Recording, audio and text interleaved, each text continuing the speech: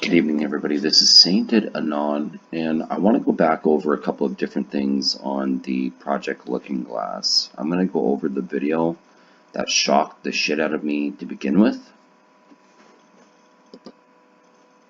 and then we're going to go over another video of the same ilk. Now, let's start with this one.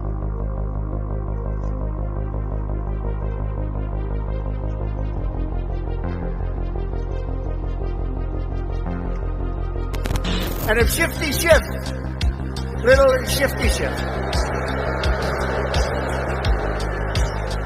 It's got the little 10-inch neck. What size shirts do you need, Adam? I wear a size 9. 9. And of course, this one here is Dem Control Black Population, so on and so forth. And then this is where Q drops it through the looking glass. It's important to understand. Lytle, Alice, Adventures in Wonderland. Let's go back. Right here. Child who was the inspiration for the main character in the book Alice's Adventures in Wonderland Through the Looking Glass by Lewis Carroll. And Trump called Lytle Adam Schiff in one of his tweets. Okay, Lytle Adam Schiff. So he's directly making a reference to this and Through the Looking Glass, just so you know.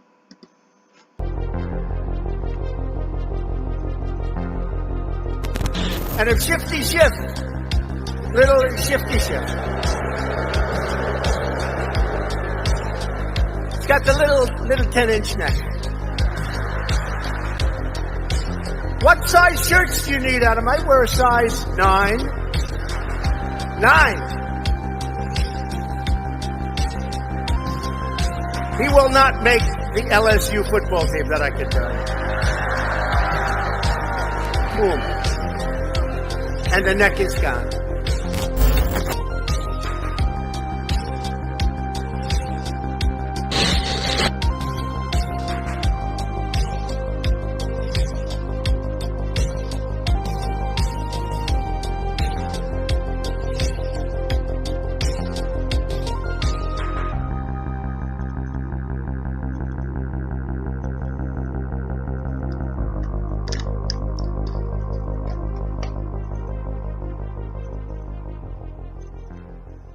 The looking glass shows probabilities, or has shown probabilities. The cube would react with the people present. So there was an alteration, if you will, over what you were seeing from it. They are decommissioned. They are separated into their 3 components.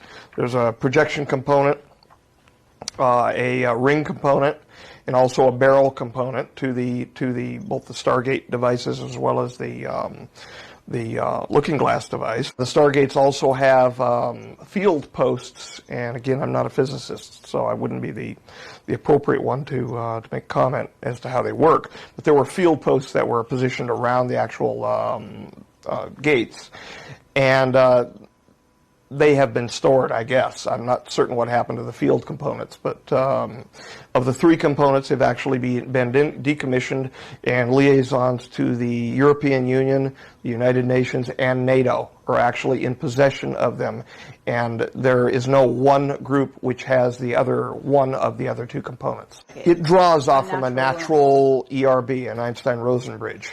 Okay. It accesses it and somehow works, from what I understand, not in parallel, but almost like piggybacks on the energy of the natural Stargate. They were usually worked in tandem. It required a second looking glass to be turned on at the same time to get acoustics or sound, if you will, from whatever the people were watching, but to go to piggyback in tandem with the visual response of the equipment. That it required 2 to be turned on to hear anything. The original device was the Stargate device. That was then increased in power, if you will, with the use of these field posts. to stabilize the doorway, if you will, to step through into another location, Right. which in essence, because distance and time are relative, the same thing, step two into another time. The looking glass device was a back-engineered Stargate. Okay. So it was actually back-engineered from the original cylinder seal data, which Right. allowed us to produce the Stargate access devices, if you will, what we call the Stargates. It's a back-engineered device, the looking glass is. So the looking glass is a secondary device, and it was coming into its fore in the 60s and 70s. That's when they started actually being showing a lot of interest in actually building the equipment to be able to see over the curvature of time-space so that they could see into the future and somewhat into the past, but basically the future. The looking glass shows probabilities, or has shown probabilities. The cube would react with the people present. So there was an alteration, if you will, over what you were seeing from it.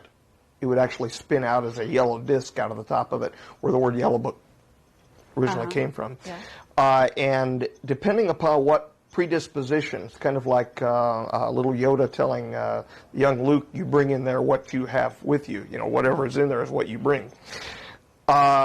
You could then change the perspective, the tilt, if you will, the orientation or angle of the information being presented back to you.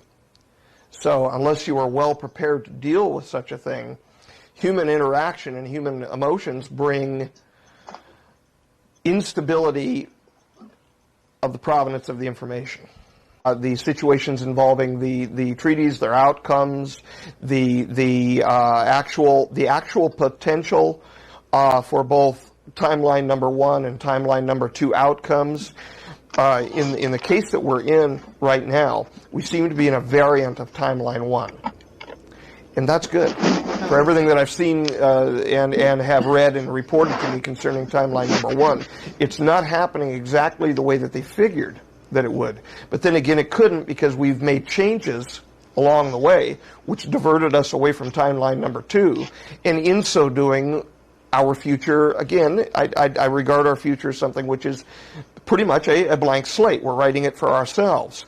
And so we are now seeing something coming to pass which is slightly different than the prognostication, than the probabilities that we were seeing. It has been used since actually the 50s by the potentates, by the leaders of the various countries, to skew the history. Wow, that's amazing. Of the human race. All right. And the common folk, the average people, all of us, have a right to a future which is our own, and not being skewed and designated and promulgated and promoted and provoked by blue bloods who feel that they are above everyone else. The cube was actually, the information about the cube, its existence, was known as of 1946. It was further discussed in 1947 after a certain crash in midwestern, lower southwestern state. This is where I have a problem with talking about the cube.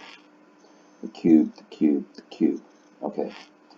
That's really important, because what I'm going to present to you next is a little different than what this scientist, who probably doesn't know a lot about history, understands. New Mexico.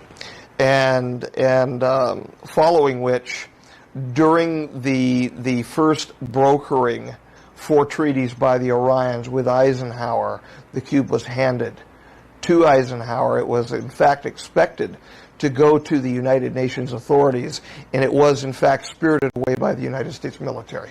And a looking glass is not the same as a Stargate. No, a looking glass is a back-engineered form from the original cylinder seal descriptions on how to build the units that they made Stargate. So in essence, you could take a looking glass Yes. unit and make a couple changes to the equipment, Okay. lift it up on an angle, Okay. put field posts around it, and open up a hole to step through. Sure. Okay, but the looking glass can show you the future. So are we saying Future that probabilities, not the future. This is Dan Burris. Now, what we just watched is from a 2-hour interview that he did with Project Camelot back in 2007 about the looking glass technology. Now, with accounts like this, I always try to remind myself of one thing. All major advances in technology at one time seemed like laughable fantasy. The thought of electricity and a light pole lighting up instantly would have seemed like heretical magic not even 200 years ago. The idea of traveling through the sky at 10 times the speed of a horse, or in the case of the Concorde, 25 times, would have probably got you locked up in the Middle Ages and so on. So while some of these stories these whistleblowers tell in these depositions can get a bit wild, in my opinion anyway, I don't let them distract me from the core information. So what I did here is I went through this interview and I isolated all the direct info about this tech, because no matter where these people's stories go, it does seem to me like they're all referencing the same technology, or at least variations of it. Now I'll play the rest of this, and then I'll show you another account of what I believe to be the same technology, finishing with my own breakdown on whether or not I even believe time travel is feasible, and then my overall thoughts. The position of the rings, their orientation, the energy running through them, position of the barrel, etc., because you can raise the barrel up on an armature inside the center of it, all come into play as if you have an onion with the various layers of the onion. As you move through the different energy levels, you also move through the different layers, so you get different bits of information. Now imagine an almost infinite number of layers overlain in comparison to the positions of the rings, and an almost infinite amount of energy that you can add or subtract. Tuning it up, tuning it down. Well, it sounds Instead of going up by 1 hertz or by 2 hertz, maybe by a thousandth of a hertz, up and down. The technology is not being used at all right now. Okay, but the reason it's not used now is because of where we're going into the galactic, the plane of the... Yeah. As of about 2017, I would expect probably that all of these little pieces of equipment will probably all get reassembled, yeah. Turned back on. Oh, sure. 2017? That's quite a while. 2016, 2017. Oh, not until then. Probably not. The so-called cycle of catastrophe, or season of catastrophe of Falconelli, the time period from, right around 1992 to right around 2012, right around that area. While we will have passed 2012, we really ought to get through the entire cycle, which is about 1980 to about 2016, to feel confident that the interpretation from the timeline from the future about their own catastrophe is not off by a few years. We're talking about... Okay. Their own catastrophe. This is key. This is hinge.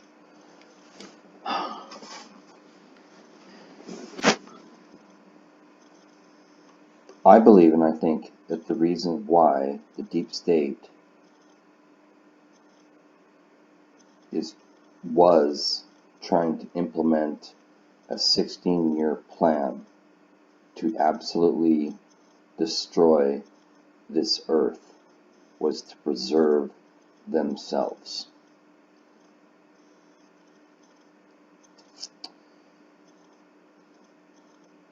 He just said it.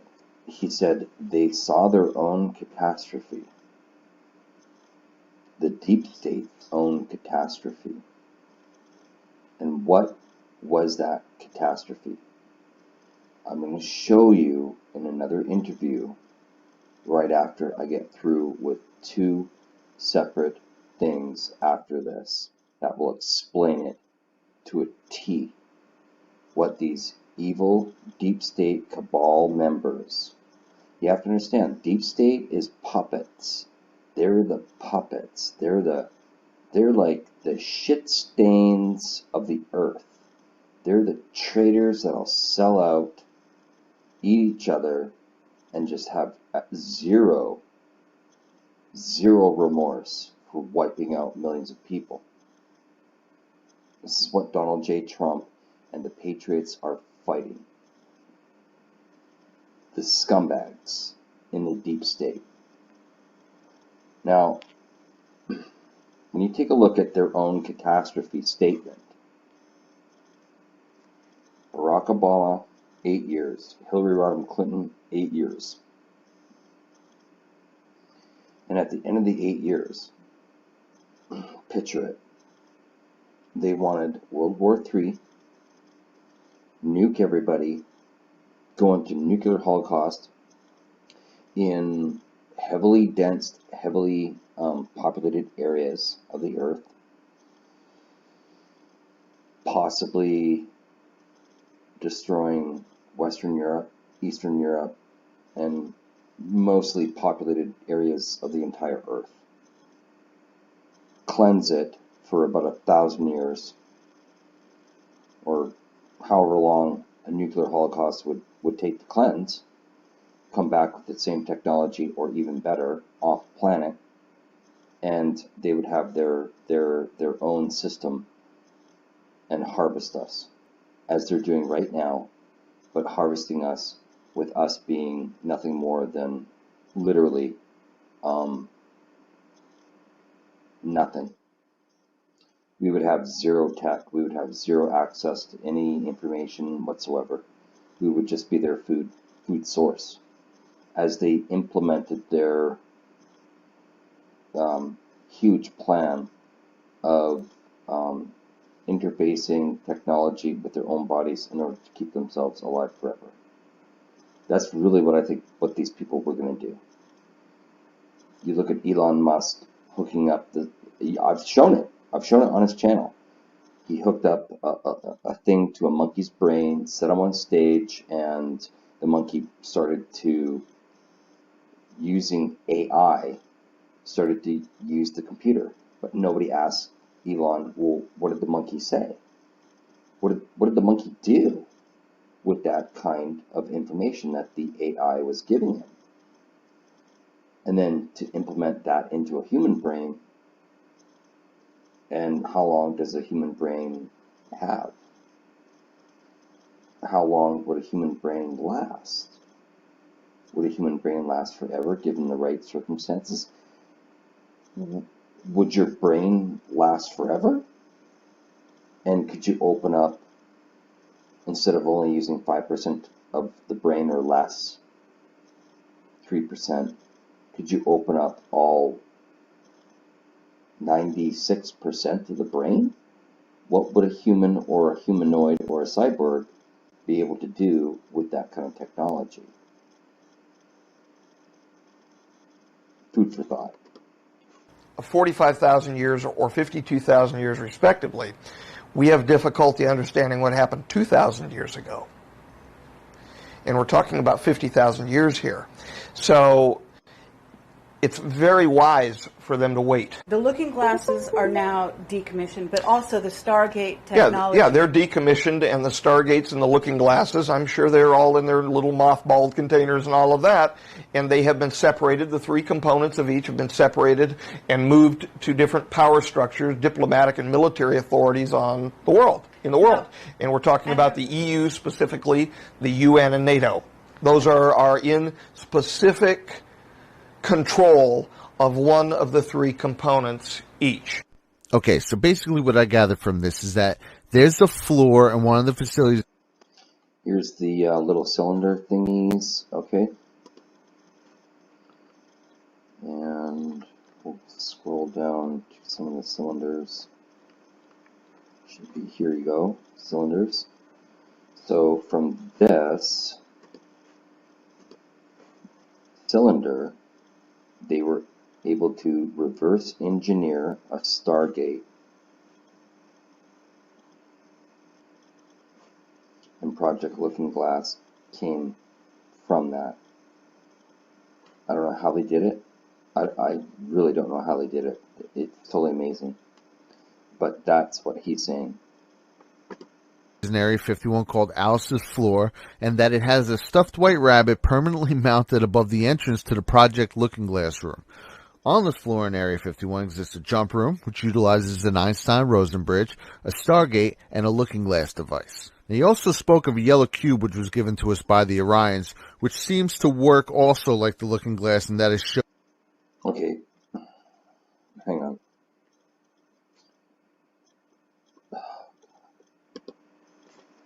allow people to traverse time as they would the other three dimensions. And the floor is 42. So maybe a little Easter egg there by Mr. Douglas Adams, depending on how in the know he was. But from what I could tell from listening to many testimonies from different people is that the descriptions of the devices and how they work all seem to be pretty steady. So it does in fact seem like they exist. Now, Dan states that the main three components of these were all split up to keep whoever would seek to use them in check. But what if those weren't the only devices? Now, what if someone else had cracked the code?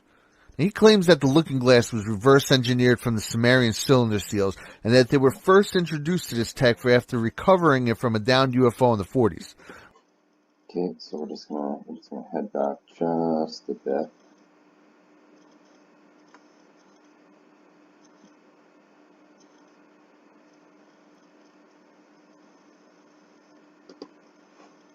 Bridge, a Stargate, and a looking glass device. And he also spoke of a yellow cube which was given to us by the Orions, which seems to work also like the looking glass in that it shows future probable timelines. This floor is the second level of Building 4. Okay, I've gone over this. So there's the yellow cube, okay, and supposedly it's in existence. Now I'm going to play this video, and I want you to take a listen to this gentleman who worked on the project as the problem solver. Okay, it's really important. So we've got the yellow cube, you've got project looking glass, Sumerian text, little cylinders. They reversed engineered it.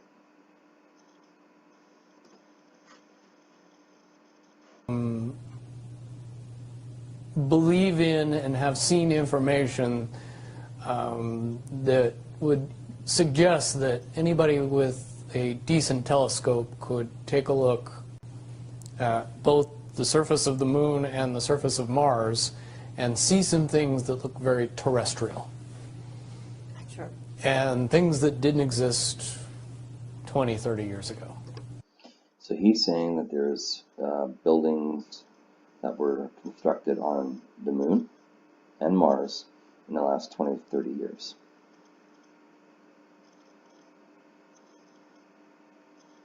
Think about that for just like 2 seconds.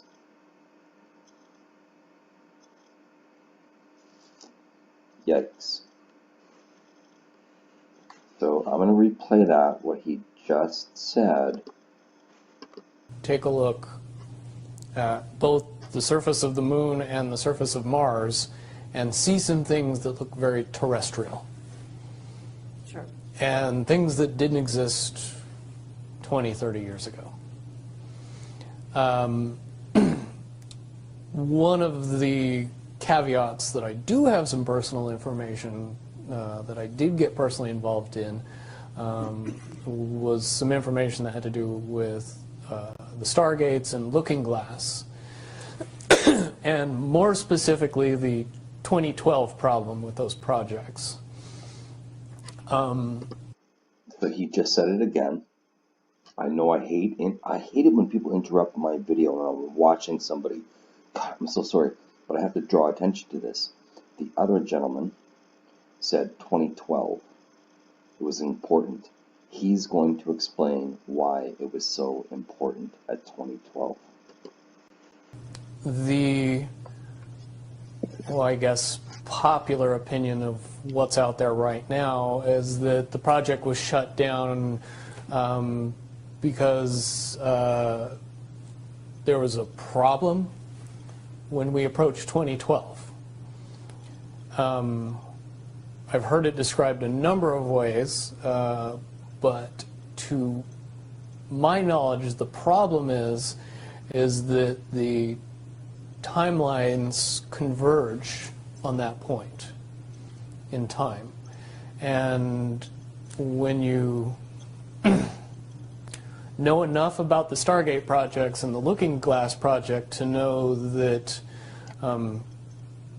how string theory works and how the possibility of possibilities works and how making one choice over here doesn't necessarily mean that the other choice couldn't exist at the same time. But once you get your brain wrapped around this subject, you find out that at the end of 2012, in an easy way to put it, the choices that we make become less and less consequential to the future. And eventually we're pushed into this bottleneck of time, no matter which choice we make. And that's important to the people that had access to Looking Glass, because they would use Looking Glass knowing the choices that they would make, and the future would pop up. The big mistake was coming up with the possibility of future. And when we started using a computer to say, well, if we make this choice, it's 79% possible that this scenario happens, and 23% are possible, or whatever, you know, I'm using round numbers, that this scenario would happen. The understanding at the time was that was realistic. However, if you go down the road further and free will continues to exercise itself on this game, that 79% possibility sometimes changes very, very fast. But if you look at the situation in a point of time, it seems very realistic that that's the greatest possibility. What happened was people, very smart people, began to figure out that something big was coming up. Something that made it so all the possibilities of all the future scenarios of any choice, any possibility that was fed in and observed through the Looking Glass inherently ended up in the same future. And no decision, no possibility changed past a certain point. So what he's saying is the deep state looked at it and was like, we're fucked. No matter what we do, no matter what we change, no matter what we alter, there's this convergence of time into the same number one and door number two and door number three all converge into the same thing.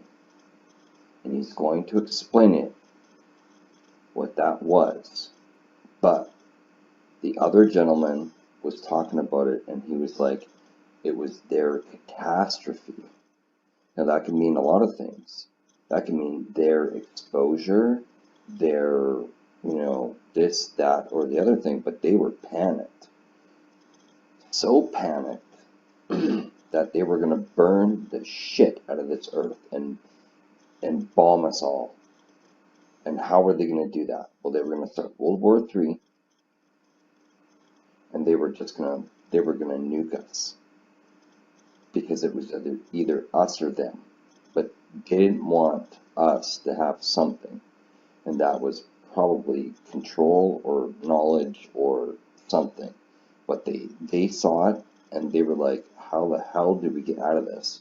I know, let's just kill everyone. Do you understand what I'm telling you?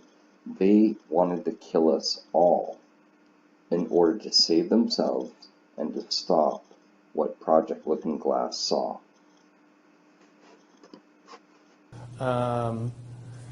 That's the big secret. Okay, so is that certainly 2012 in your understanding? It well coincides with December 21st, 2012. So at that point, all possibilities lead to the same timelines. Rubicon. All possible timelines lead to the same basic set of history in the future. And what is that history to you? Did you know that, or did you find that out? That is the big question. That is the big secret. That is what sends everybody that has all of the information, that knows everything, into a blind panic. The people that know everything about Looking Glass, that have gotten all the reports and all the information, the elites of the world, probably figured out that that was the end of the game, and nothing could be manipulated beyond that point. So do you think that's held true? In other words, well, I have about 60 questions, but do you think that's true or holding true, that nothing could be manipulated, that they haven't found a way to manipulate, that that's still the case? I mean, this is knowledge that you would have gained back when? Back when I was in the military, it would have been before '97 when I got in trouble. And it was things that one of my particular areas that I was amazingly intuitive about is problem solving / mission planning, or more specifically, taking a bad mission and fixing it, getting everybody through and out of it. Troubleshooting an optimum future. Exactly. Certainly knowing how string theory and possible futures works makes it so you can work your mind very quickly to see the reality of what's happening and decide what decisions need to be made to change it for a particular outcome. Okay, but at a certain point you said that even the powers that be, so to speak, realized that having even abilities such as yourself, you're talking about, which they, in theory, had even using a computer or a looking glass. Right, they had to use a computer to do it. Right, so in essence, but at a certain point, it's still an end game. It's still, they cannot go beyond a certain point. At a certain point, after they're done hearing the computer tell them, this is what's going to happen, over and over and over and over again, all they become focused on is, how do we fix it? Why? What is this that's going to happen? The you know that? inevitable contraction of the timelines. But what does that mean for this reality? Do you know that? I don't know that. What I do know is that I was called in and asked to solve this problem, this timeline contraction problem. And I eventually did my due diligence and did all the investigating, and basically only had one piece of information, and that was reinforcement. The computer's right. The timelines will contract down to some inevitable thing that you guys won't tell me about, so I can't help you. But what you're basically, you came back with was, it is inevitable, whatever it is. There is an inevitable event. It's been forecast, it's been predicted, it's been fed to us in a slop trough of what they want us to believe will happen. But they don't However, know. they don't actually have control over what happens. They only have control over the reaction, and it seems that no matter what they try to do to cause their desired reaction, it's going to have an opposite effect. Interesting. Now, it's much, much easier for me to explain today what that process is as opposed to back then. But if I had to give it a name, I would say it's the awakening process.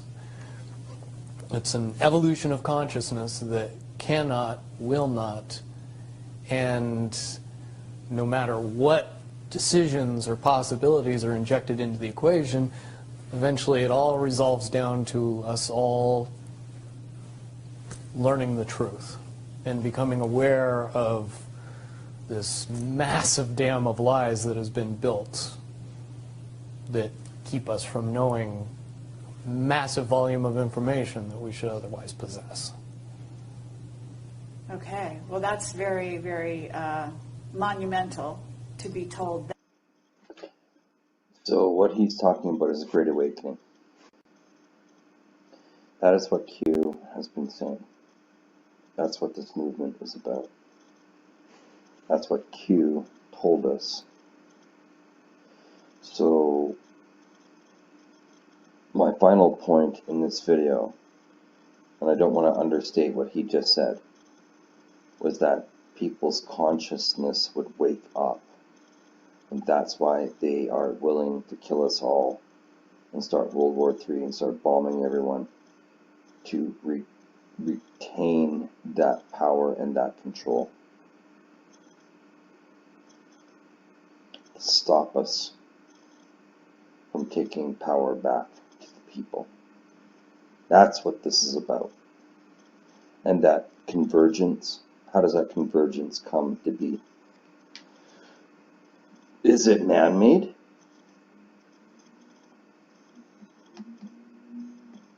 Is it divine? Is it God pinching two timelines together into the convergence of the Great Awakening in order to wake man up, to bring us back? You bet it is. For God, for country. So, what's that cube?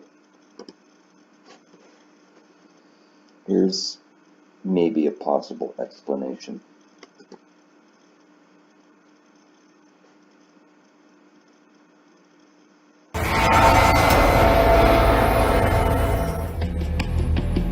The Ark of the Covenant was kept in the Temple of Solomon in Jerusalem until it disappeared in 587 BC. But where did it go?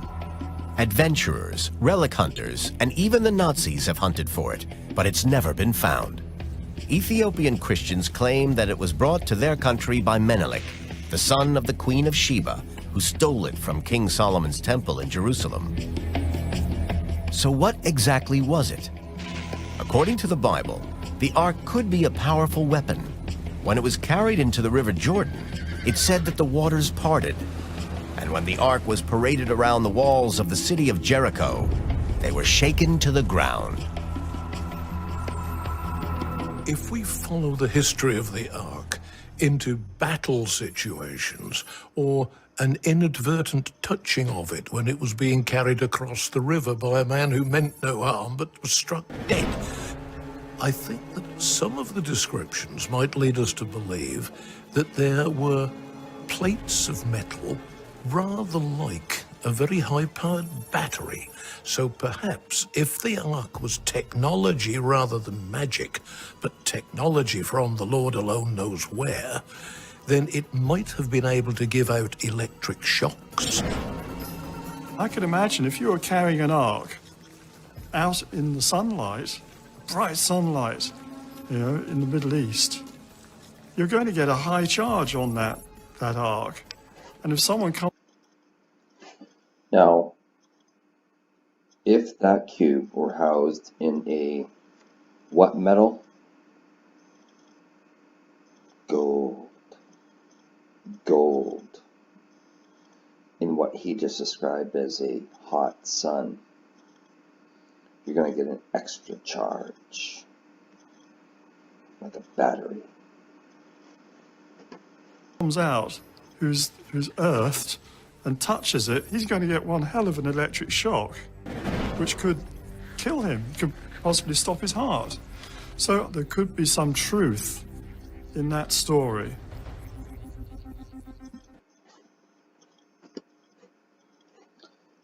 Interesting. Was the cube housed in a gold ark? Who gave it to them? Where did it go? Did it reappear?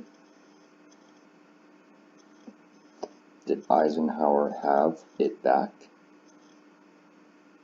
Is that the cube that's in Project Looking Glass? This is Sainted, and I'm out of here.